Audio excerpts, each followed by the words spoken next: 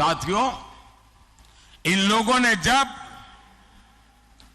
जनादेश चुराकर सरकार बनाई, मैं महाराष्ट्र की बात कर रहा हूं, जनादेश को चुराकर सरकार बनाई तो विकास कार्यों से भी अपनी दुश्मनी निकाली। बुलेट ट्रेन का काम हो, मुंबई मेट्रो का काम हो, डेडिकेटेड फ्रेट कॉरिडोर हो, जेएनपीटी में कंटेनर टर्मिनल का काम हो, मुंबई से जुड़े हर बड़े प्रोजेक्ट को इन्होंने लटकाया, अटकाया और भटकाया। ये मुंबई के लोगों से दुश्मनी निकाल रहे थे।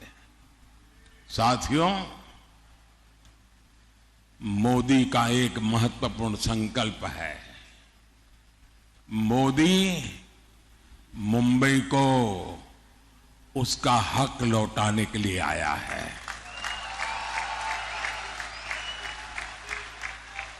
आज दुनिया का आधुनिकतम इंफ्रास्ट्रक्चर मुंबई को मिल रहा है। आज यहां अटल सेतु है, मुंबई मेट्रो का विस्तार हो रहा है, मुंबई लोकल का आधुनिकीकरण हो रहा है, नवी मुंबई में एयरपोर्ट बन रहा है, वंदे भारत ट्रेनें चल रही हैं और वो दिन दूर नहीं जब देश की पहली बुलेट ट्रेन मुंबई को मिलेगी। साथियों, अब मुंबई के लोग रफ्तार की कीमत सबसे ज्यादा समझते हैं। भारत के साथ आजाद हुए कितने ही देश हमसे आगे निकल गए। हम क्या किसी से कम थे? फिर कमी कहां थी? कमी उस सरकार में थी जिसने भारतीयों के सामर्थ्य पर भरोसा नहीं किया, विश्वास नहीं किया। और मैंने ऐसे ऐसे प्रधानमंत्री देखे हैं, और मैं आप सबको कहूंगा, मुंबई वालों को, कि यूट्यूब पर जाकर के लाल किले से अब तक कौन प्रधानमंत्री क्या बोले हैं सारा अवेलेबल है। आप हैरान हो जाएंगे। एक वो भी वक्त था जब देश के प्रधानमंत्री लाल किले से हम भारतीयों को आलसी कहकर पुकारते थे।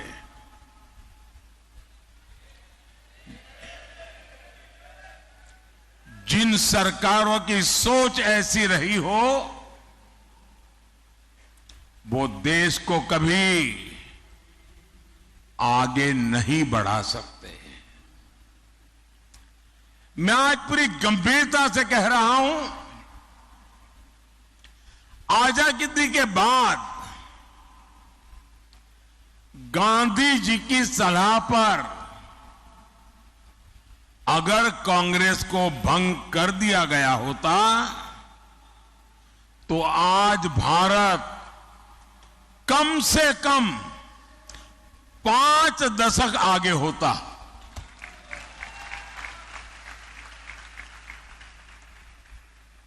आजादी के बाद भारत की सभी व्यवस्थाओं का जो कांग्रेसीकरण हुआ, उसने देश के 5 दशक बर्बाद किए हैं। साथियों, देश आजाद हुआ तो भारत दुनिया की 6ठी बड़ी अर्थव्यवस्था था। हम दुनिया में नंबर 6 पर थे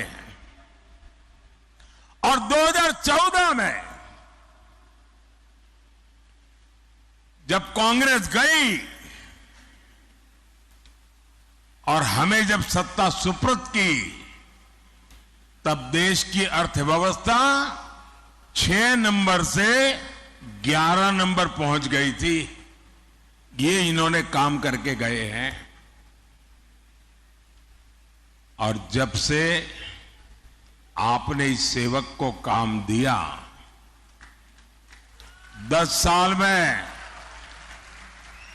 आज देश दुनिया की 5वें नंबर की आर्थिक ताकत बन करके खड़ा है।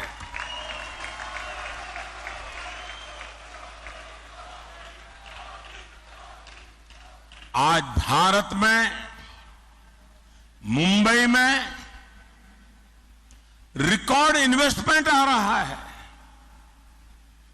और मेरी गारंटी है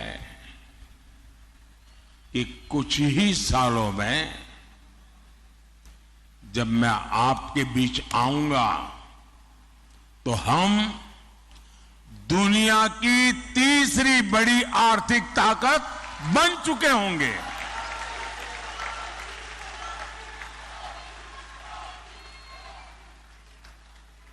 और मैं आपको भी गारंटी देने आया हूं और मैं आपके बच्चों के लिए विश्वास लेकर के आया हूं। मैं आपको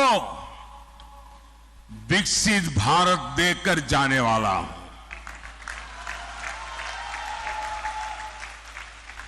और इसलिए मोदी 24/7 फॉर 2047 के मंत्र के साथ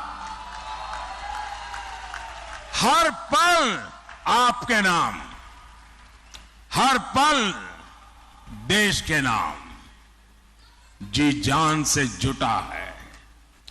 साथियों, कुछ लोग कहते हैं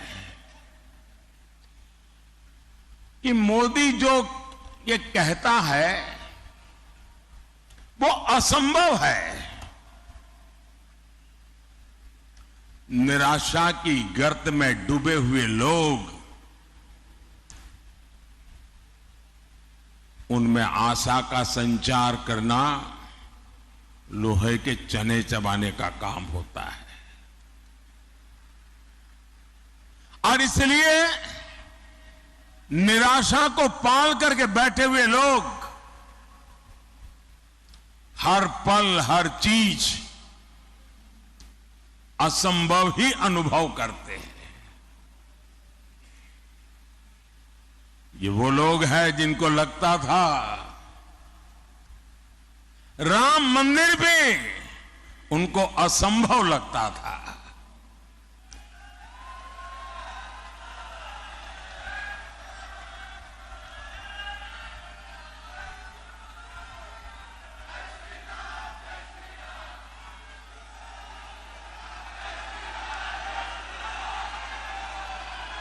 साथियों,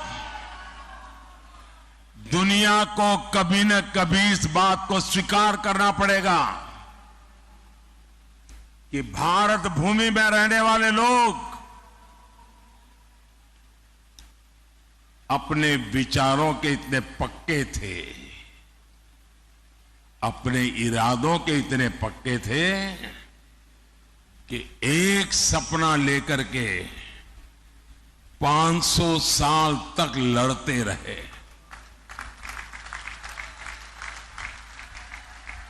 ये छोटा इतिहास नहीं है। 500 साल का अविरत संघर्ष, अनेक पीढ़ियों का संघर्ष, लाखों लोगों का बलिदान और 500 साल तक संजोया हुआ सपना आज रामलला भव्य मंदिर में विराजमान है।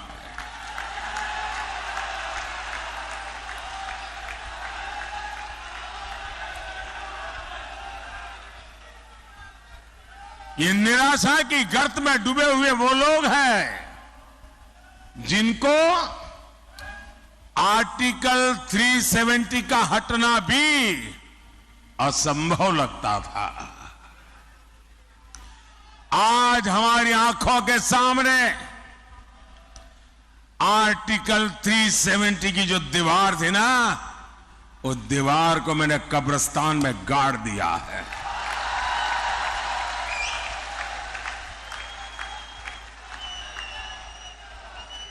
और जो सपने संजो रहे हैं कि वे कभी 370 पुनर्जागरण करेंगे, फिर से लगाएंगे,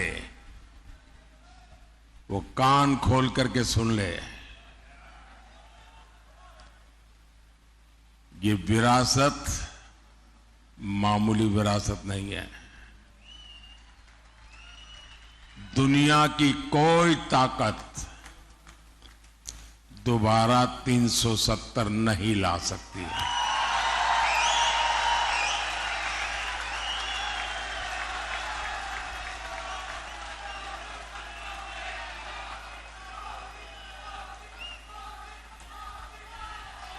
साथियों, हमारा देश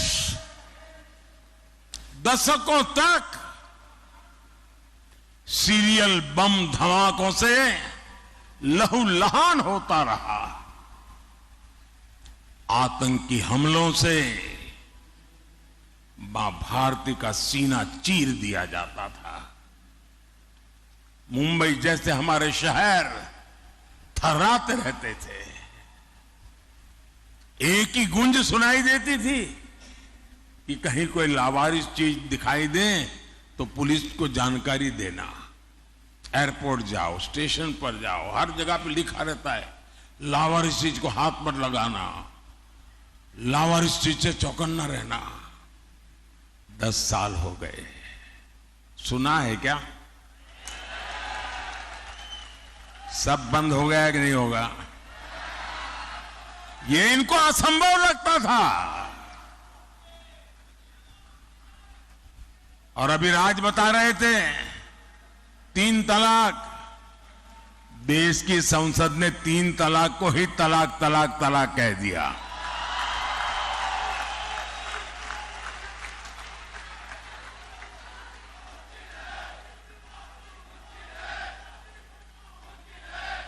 महिलाओं को 33% आरक्षण, 40 साल तक इंतजार करते रहे लोग।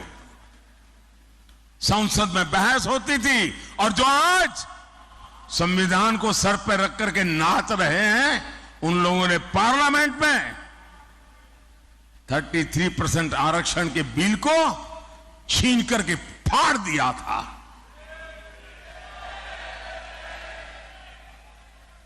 इन सब की छाती पे बैठ करके आरक्षण हुआ कि नहीं हुआ?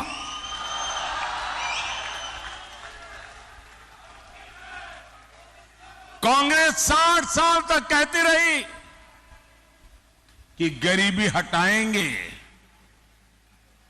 और इनकी तो फैशन थी। और आप सचमुच में थोड़ा जो हिस्ट्री में रुचि रखते हैं, जरा देख लीजिए। आप लाल किले से इन प्रधानमंत्रियों के भाषण सुनेंगे और इन परिवार के सभी प्रधानमंत्रियों के भाषण सुनेंगे, तो उनके 20-25 मिनट के भाषण में 10 मिनट वो गरीबी पर बोलते थे। और कोई भी चुनाव का उनका भाषण सुन लीजिए, वो गरीब गरीब गरीब गरीब गरीब गरीब गरीब गरीब गरीब गरीब गरीब गरीब गरीब गरीब गरीब गरीब गरीब गरीब माला ही जपते रहते थे। लोगों की आंख में धूल झोंकते थे और गरीबों को एहसास कराते रहते थे कि तुम तो गरीबी में जीने के लिए ही पैदा हुए हो। इस देश में गरीबी को हटाना असंभव लगता था। भाइयों बहनों, मोदी ने 10 साल में 25 करोड़ लोगों को गरीबी से बाहर निकाल करके दिखा दिया है।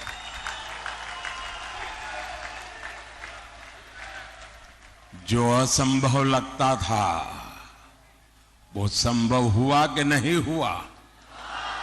संभव हुआ कि नहीं हुआ? ये किसने संभव बनाया?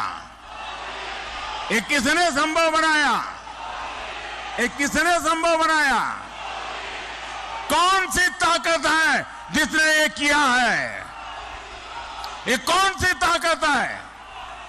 मोदी नहीं, ये आपके वोट की ताकत है ना, इसके कारण हुआ है। ये आपके वोट का सामर्थ्य है। और इसलिए मैं, जो अपने बच्चों का उज्जवल भविष्य चाहते हैं, जो शांति और सुरक्षा चाहते हैं, जो विकास के अनगिनत अवसर चाहते हैं, जो भारत को विश्व में माथा ऊंचा करके जीने वाला देश के रूप में देखना चाहते हैं, ऐसे हर नागरिक को कहता हूं, जरा घर से बाहर निकलिए और अपने वोट का उपयोग कीजिए।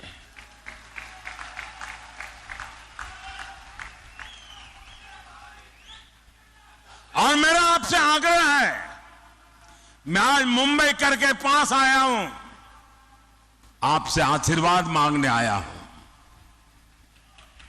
आप रिकॉर्ड तोड़ करके सारा मतदान करके दिखाइए इस बार। और जब मतदान करने के लिए घर से निकले ना, तो याद करना, कभी वो बम धमाके हुआ करते थे, सुबह घर से निकलते थे तो शाम को जिंदा लौटेंगे कि नहीं लौटेंगे इसका कोई विश्वास नहीं था।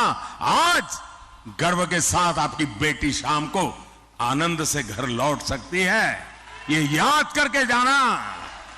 और कमल पे और मेरे साथियों के जो सिंबल है, उन पे अपना बटन दबा करके मोदी को जरा मजबूत कीजिए।